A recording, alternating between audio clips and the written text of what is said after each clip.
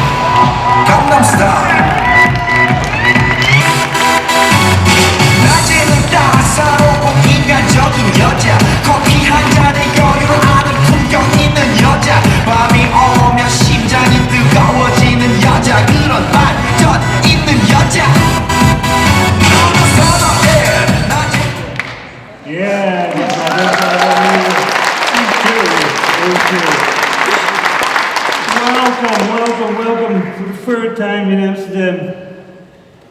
By us, two of your favorite APMP fellows, bringing you the #1 proposal presentation in the world right now. Oh, sorry. Wait, it's the APMP, sorry. Hi Rick. You saw the rehearsal? Not #1? Okay, 28 things.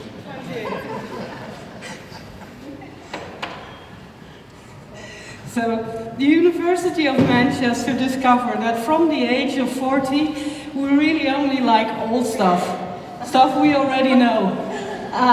So they said, tell me your age and I will tell you what music you like. Well, for me that was really correct. Actually, the same applies for best practice. I kind of like the old school best practice that I was taught 30 years ago. And it still kind of works for me. On the other hand, it is 2023, so maybe we could take some rethinking and some refreshing. So let's just stage dive into some old best practice first. Yo, say what I want, what I really, really want. So tell me what you want, what you really, really want. I'll tell you what I want, what I really, really want. So tell me what you want, what you really, really want. I wanna really, really wanna zig a zig.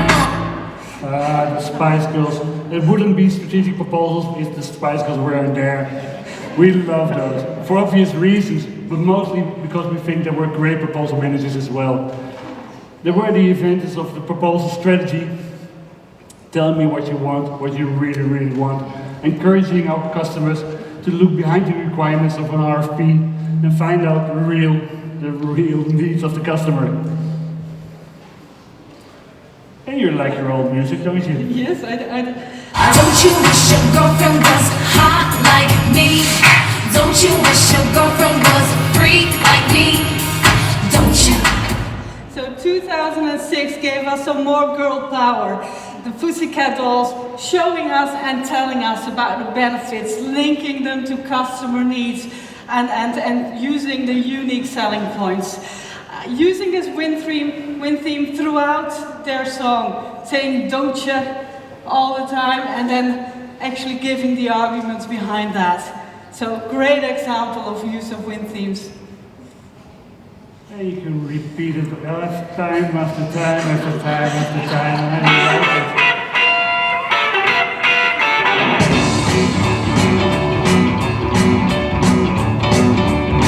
But I remember every little thing as if it happened only yesterday.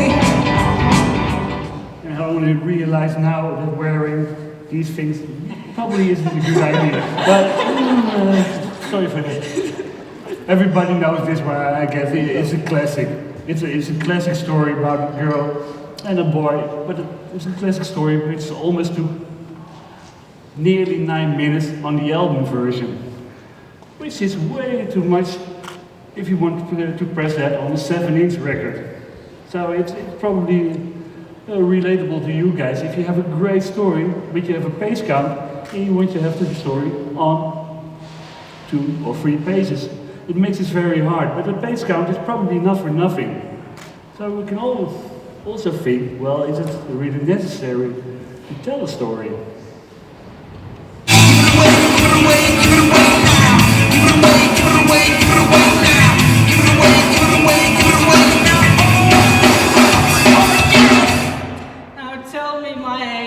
Song I love, right? Give it away now. So I was really enjoying my student days when this song was on, and I didn't understand a word of what they were saying. Just look at these lyrics, they're going nowhere, but who cares? Only later, I became a buyer, and I kind of got proposals like this. Not grouping ideas together all over the place, no clear story to tell, and it was really annoying and actually really frustrating. And actually sometimes it made me wonder if these proposal people were having magic mushrooms in Amsterdam.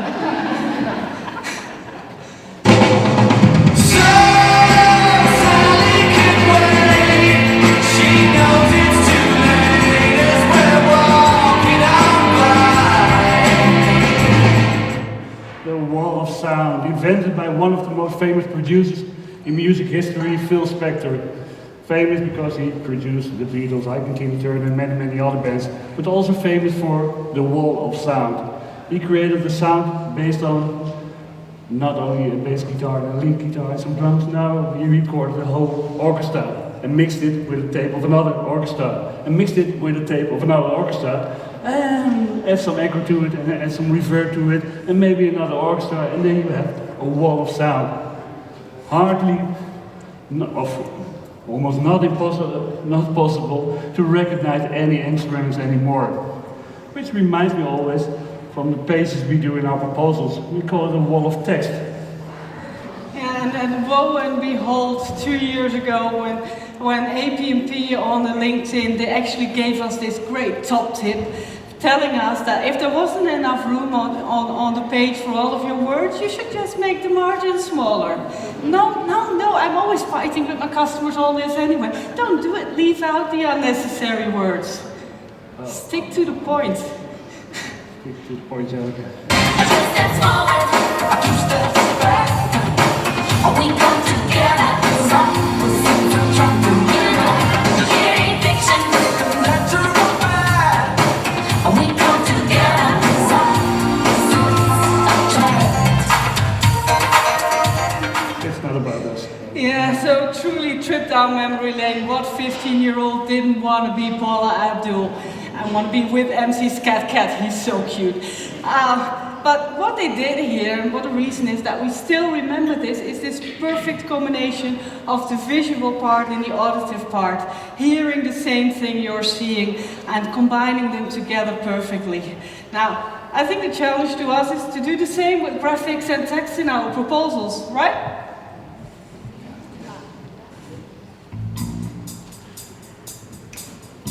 Yeah, more relaxing. It's better, I guess. And it takes almost 2 minutes, so it's also kind of boring. It's one of the longest intros in music. 2 minutes before you get to the chorus. So it's probably also very relatable to our proposals. If you know this song decades ago, you know also how our proposals look in that age. Starting our proposal with a 7-page history of a company. And probably everybody who read that was snoozing up before they came to the solution. So long intros, no, not really. When somebody asks you a question, you want to answer right away. You want it quick, you want it fast, and you don't want to sit this one out. Hey, oh, let's go! Hey, oh, let's go! The moment is time. We don't think that much. We can do this like this is how you do it. 1 minute, 58 seconds, entire song, entire story told. Now, maybe it is a little bit too staccato for some of the proposals, and maybe even in 2023. But I like it. 1 minute, 58 seconds. They leave the Temptations in the dust. Yeah.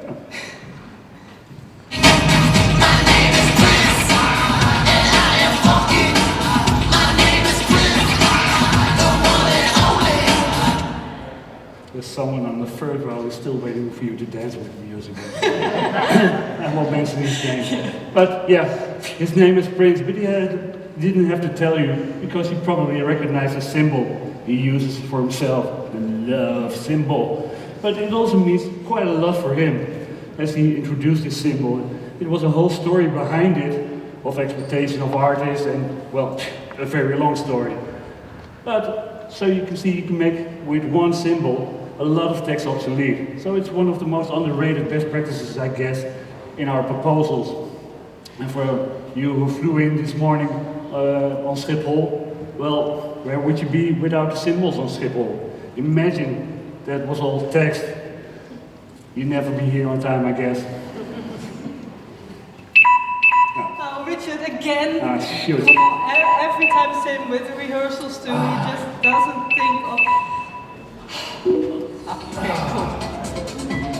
Yeah. Sorry for that, sorry. I think it's working now. Yeah.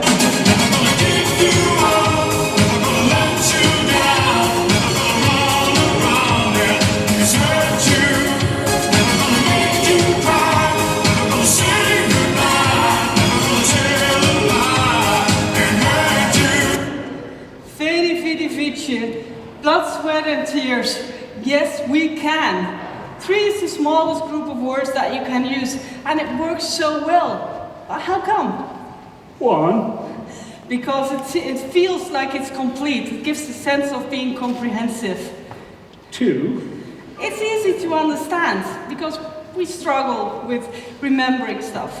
3. Because like Rick, it has rhythm. And sorry, Rick Harris, I do mean Rick Astley here. Too many Ricks in the world. Net zoals dat aandacht krijgen behoorlijk moeilijk is. No, it's a bit of a Aandacht krijgen nightmare in these een days, wereld waar because je we're denkt, in jezus, Bergen, there's all kinds of probeer je people wat te talking, lezen, and dus I don't know vragen why of they're koffie doing wil that. hebben. This is such Je weet helemaal niet waar je it's naar moet really, luisteren. really Je awful, begint maar and it's luisteren, raining maar outside luisteren. probably. It's a and no noisy world choice. out there. It really is a noisy world out there. So where do you pay attention to? It's hard. Where there is information wealth, there's poverty and attention poverty. I have to quote Herbert Sager in the right way. And that's very true. Unfortunately, we started out with all these best practices probably 20, 30 years ago. Some of you weren't even there, I guess, when the first best practice was handled in the proposals. So they're really old. And yeah, it was really a different time then. So our old best practices, our old school best practices, still living up to the time we're living in right now. And helping them, and do they help us getting the attention from the reader? Because as they say, the more attention, the more sales. It's probably true in this day and age. So, probably that's also the reason why we have a 44% win ratio, that we showed at the start of this presentation. And I see some of you guys thinking, well, 44%, that's pretty decent. No, it's not. It's not that decent. You're still losing more than you're winning. So the music industry actually experienced. They were selling fewer and fewer records. And even streaming wasn't making the big difference. So what should they do? Well, a lot of what they did was actually brush off some great old practice and bring them into today's day and age. And actually adding a lot of cool stuff to that. And that meant that great success was still achievable just by making it fresh. Now it will work, hopefully. Yeah.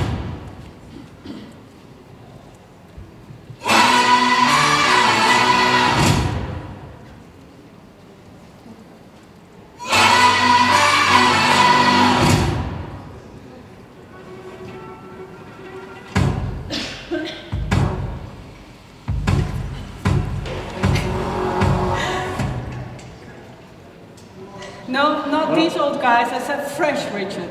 And this is the fresh version. Repetitive of, I guess, the most successful musical movement in the world right now.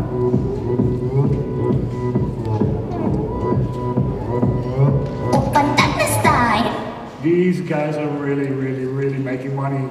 And for the people who don't know what K-pop is, it's short for Korean pop music. And it's a whole new invention of pop music. Not that they invented music again, but the whole way to present it. Based on attention, based on commercial, based on selling more records and merchandise. So it's all about selling. And they do it in a certain format, in a certain template. And one of the most important things is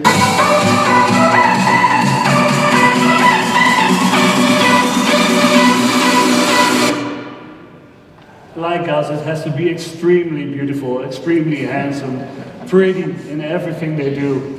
In the people on stage, in the recordings, in the video clips, in the artwork, in the album covers, everything has to look perfect.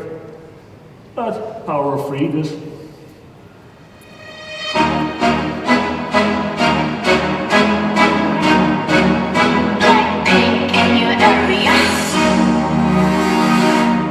If you have something to say, if you have real benefit, if there's a proposal coming up, if you want to make yourself known out there, make it very easy for people. Capture in your proposal, make it so easy as possible for your readers, for your clients, for your future clients.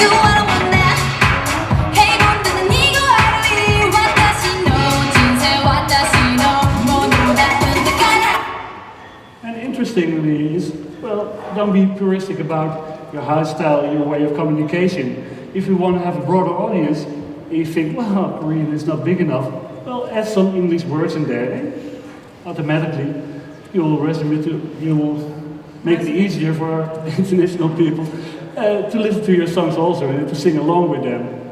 The broader the audience, the more attention you get, the more sales you will have.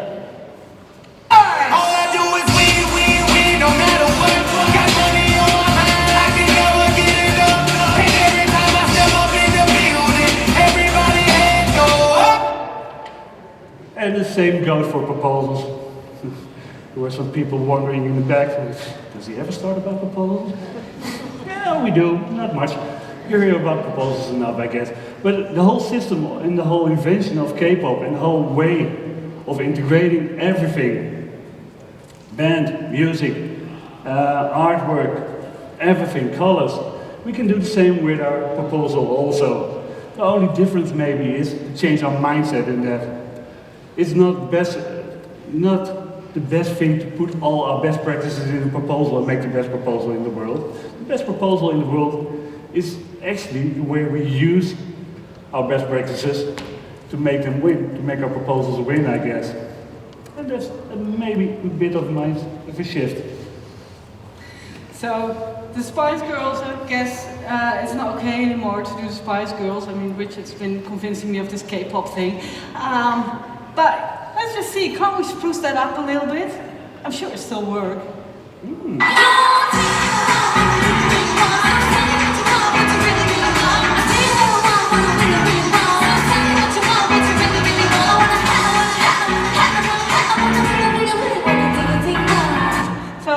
We can do cool new stuff like the proposal strategy script and think about cool new ways to do it. But maybe sometimes the golden oldies aren't all that bad.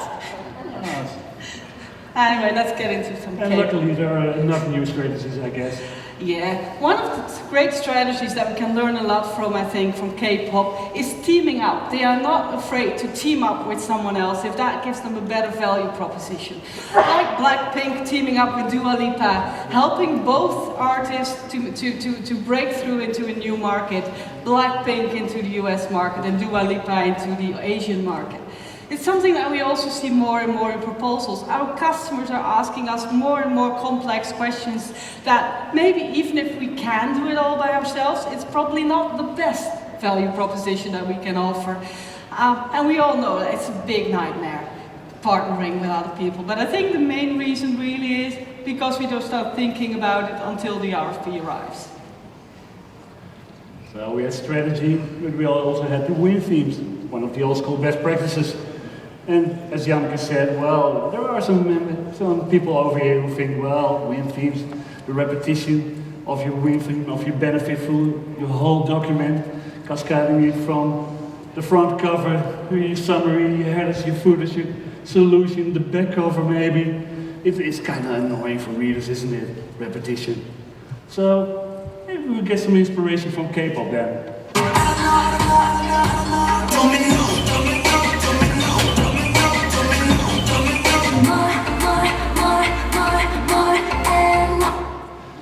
Yeah, you're gonna repeat more and more probably.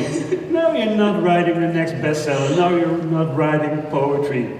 You're writing a commercial document. You want to sell something. And if repetition works, well, who cares about the buyer? If it works, it works. Every advertising agency will tell you repetition works. So yeah, sorry, benefits.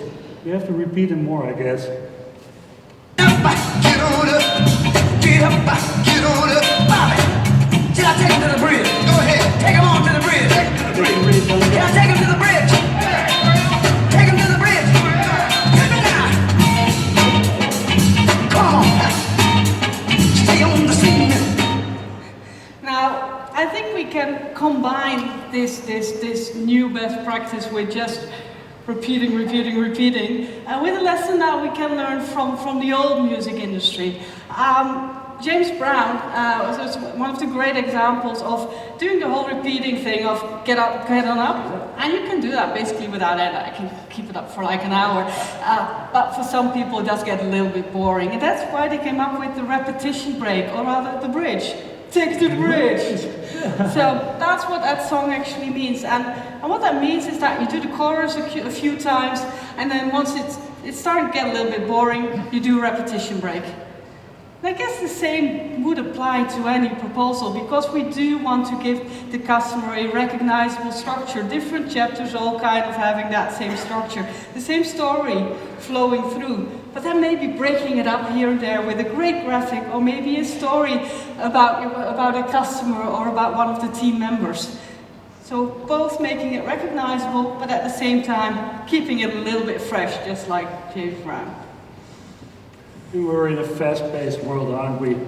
So capture, one of the newer old-school best practices, I guess, is becoming already dated. If you go to the music industry and you go decades ago and you wanted to have a hit single, you ask your manager, well, please visit every radio station here in the neighborhood and ask every disc jockey if they will play my hit song. Probably, hopefully, hit song. Give them some benefits, give them some extra benefits, and let them play our hit song. It's not how it works anymore, but it's very relatable to how sales used to work. Knocking on doors, asking buyers to have, to make some time for them, to have a demonstration, to have a meeting. But actually, at this moment, I think it's 2-3 weeks old, a research came out that buyers actually don't have time for sales anymore.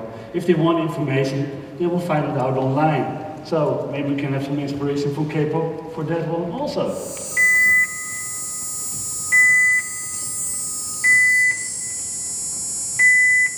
How you like that?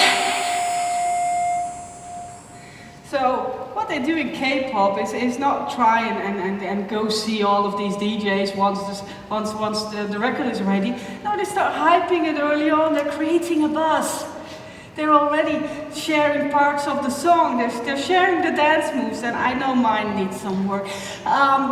But you see that they're kind of creating that buzz already and announcing it and showing it to maybe some influencers that can start already chatting about it online.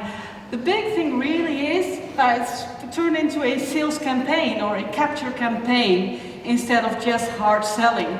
And I think we can learn a lot from that, taking capture way more online, using LinkedIn and using our social media next to the salesperson. TikTok, social media, maybe not all social media. Oh, okay. Another one, an interesting one, storytelling. We mentioned it before, and it's a hot subject because we like it, I guess.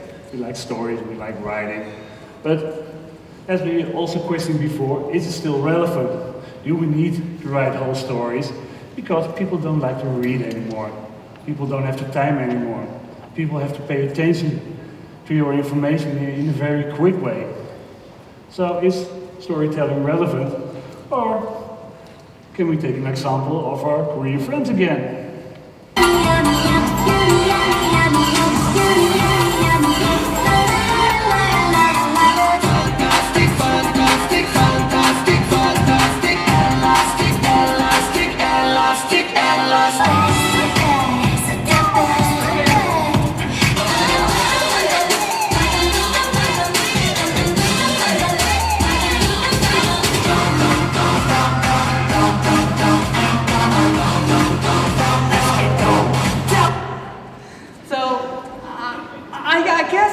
Quite clear. I see a lot of weird themes, I guess, repeating. There's not really a story there. Definitely, I would say, keep it simple. Let's take that lesson from K-pop. Keep it simple. Convey your information as quick as possible. And make it easy to understand for everybody. As we said before, you want to have a broad audience, but you have to interest and make it easy to every audience in a particular way, I guess. For every industry, they have their own jargon, they have their own words. You have to take that into account. So, when we talk about making it easy for everybody to understand, oh.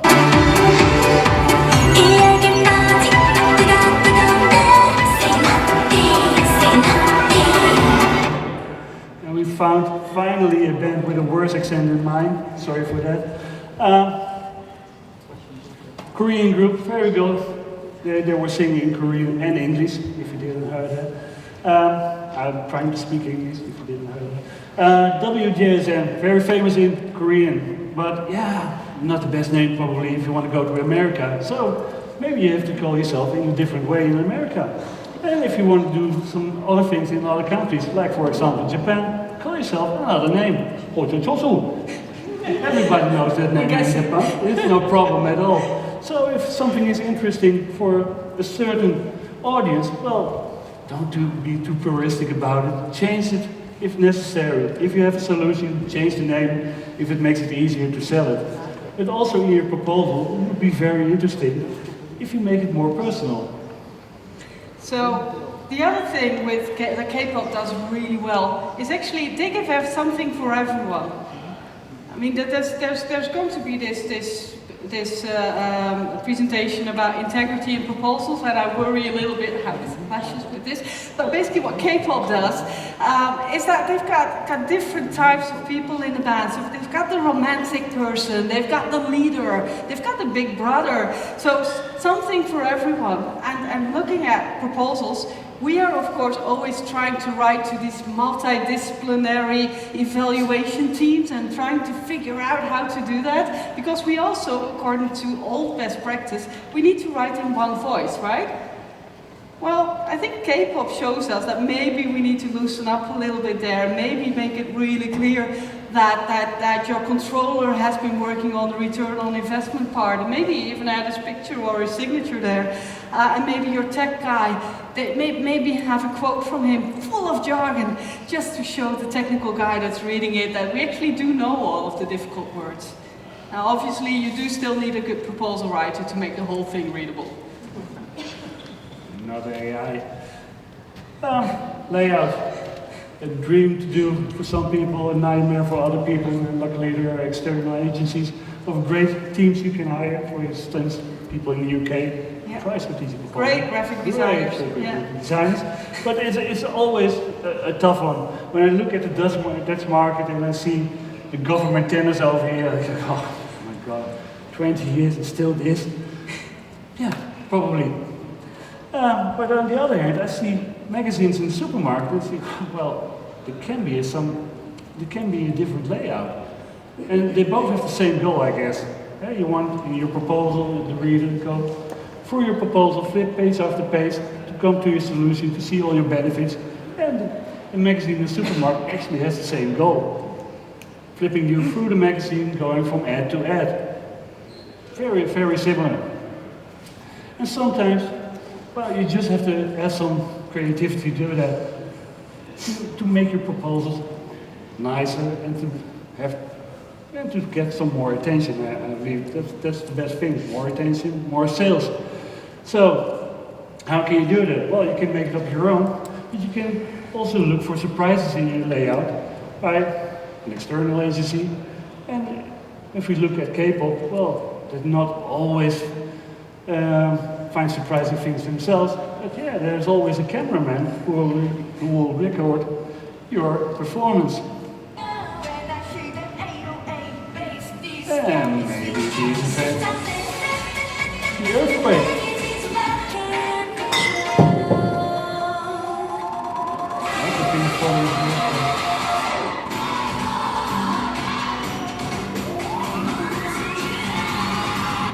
Probably annoying to look at, but surprisingly, if you were trying to watch a video of a band and suddenly you have an earthquake. But yeah, the earthquake is done, the people have seen it before, and seen many performances, so you have to come up with something different, I guess.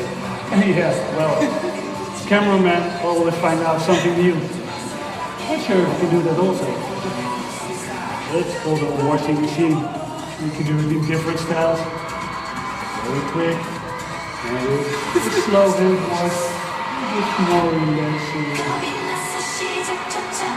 Maybe not ideal to watch it, but surprising.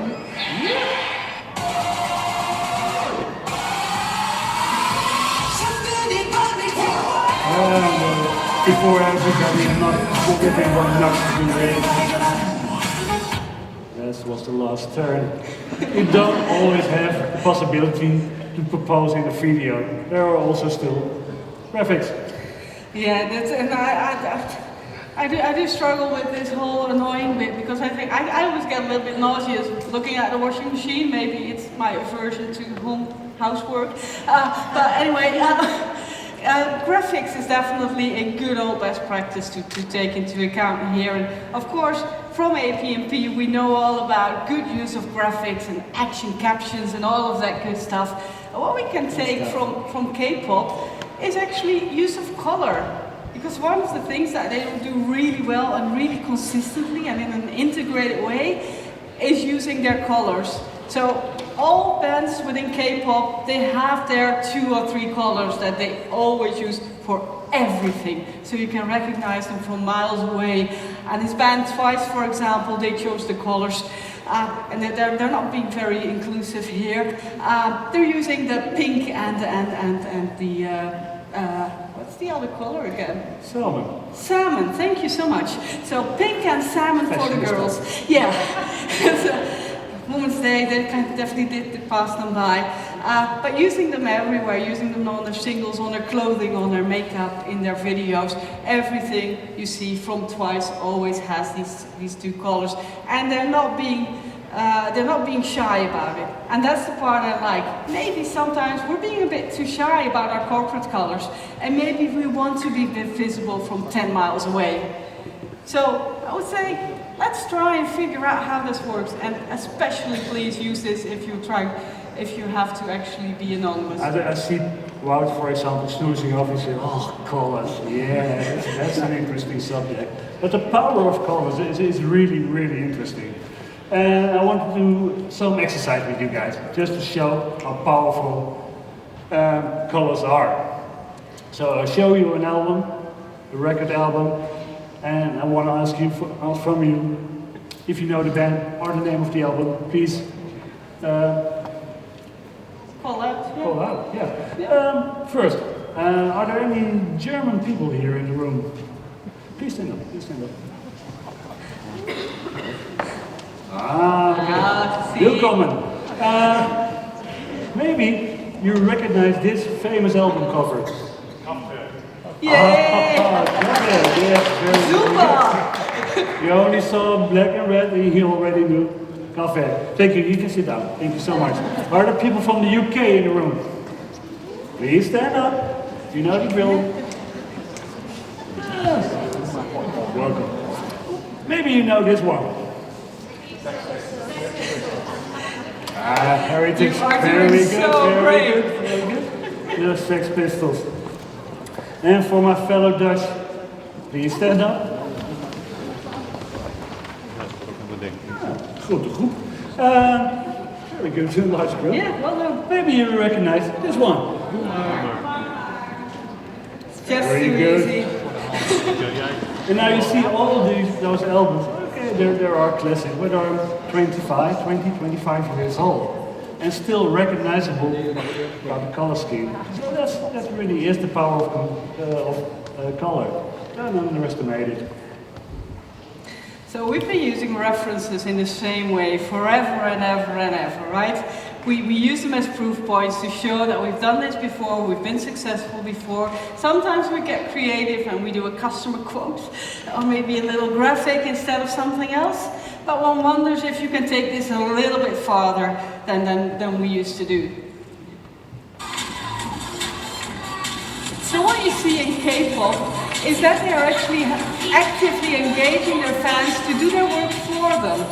So what they do is when they figure out that, for example, this fan has a favorite band member and they're constantly posting stuff on YouTube about that fan member, the team's management actually reaches out to the fan and they give them all kinds of extra information, free music, a nice hat so the band member recognizes him within the audience and gives him a little wink or a little saw you there. Thinking about that in terms of business proposals, you might think we all have our fans, right, as companies. Some organizations or some people that are really excited about what we do and they just really like it. And like anything we do on LinkedIn, for example. Well, why not engage those people more and use them in order to do your promotion for you, to do your reference cases for you?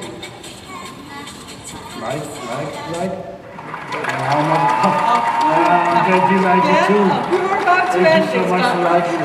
Thank you. Yeah, if you want more, sure. Yeah. Hope you guess my name. But what's puzzling you is the nature of my game. So there have never been more bid and proposal professionals as there are today. There have never been more APMP members than there are today. And those two are definitely linked, but a lot of people are calling themselves bid managers after they've done one bid maybe. And have they actually mastered the craft, or are they kind of abusing our name? Can anyone do anything?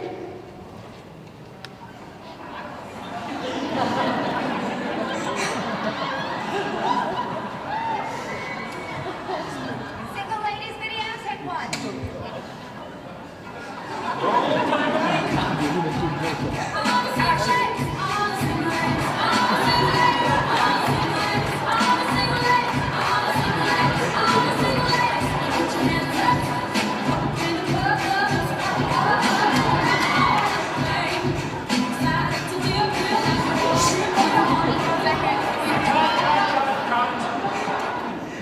No way! Everybody is a bid manager. It's pathetic.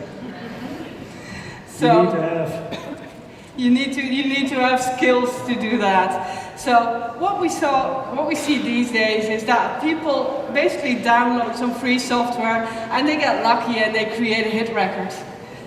That's what happened. Now going back to the old days, like the Rolling Stones song we just heard, they actually had to learn how to play an instrument first, and then they had to learn how to write a proper song. And then they had to play in all of these crappy venues for ages, thousands and thousands of hours of practice. And that made them actually create classics. Because who thinks that any of these K-pop songs are going to be classics, right? So proper classics. And a lot of people that started this job, they still tell me that basically they just happen to be around. Someone asked them to do the proposal, and without any training, without any real support from their organization, apparently they are now a bid or proposal manager. So I would encourage you to find an old rocker to teach you how to do this stuff properly. You find them everywhere, just in front of you. There are sitting someone in the front row. Yeah. Ah, okay. And there were people on few slides ago, we were thinking, finally they ended, but no, almost there, almost there. I want to try one exercise with you. And I want you to stand up, everybody. Yeah, everybody standing up. And we throw one hand in the air. All right, one hand in the air, we throw two hands in the air. And now we're waving like we just don't care. Thank you very much for your attention. Thank you. See you in Paris.